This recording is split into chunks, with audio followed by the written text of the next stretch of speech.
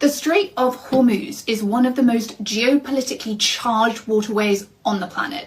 Empires fought for it, now global markets depend on it, and at its narrowest point, it's only about 20 to 30 miles wide. Yet, 1/5 of the world's global oil supply flows through it daily.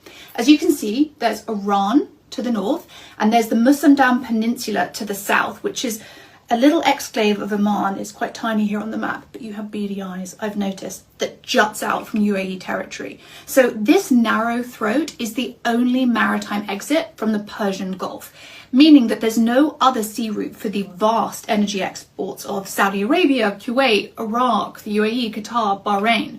So it connects the Persian Gulf to the Gulf of Oman, to the Arabian Sea, and then if the whiteboard was massive, the Indian Ocean. So it's linking Asia, the Middle East, and the global economy.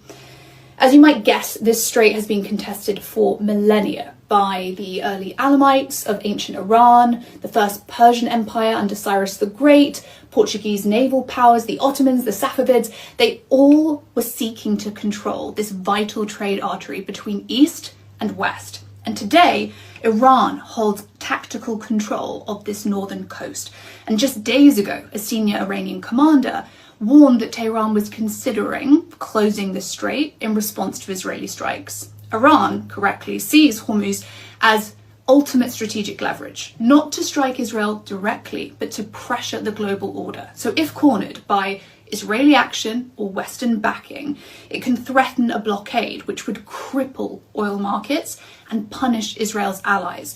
So it would force the US, Europe, and the Gulf states to make a choice: pressure Israel to back down, escalate militarily, or absorb the economic pain.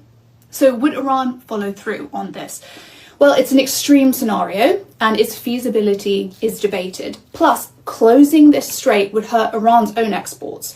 It would strain its ties with China, it would risk US escalation, but the threat of this alone was enough to shock markets, understandably as well, because it would send oil prices and inflation soaring, it would disrupt currencies and shipping lanes, and also the flow of food, medicine, and basic goods, which also come through here.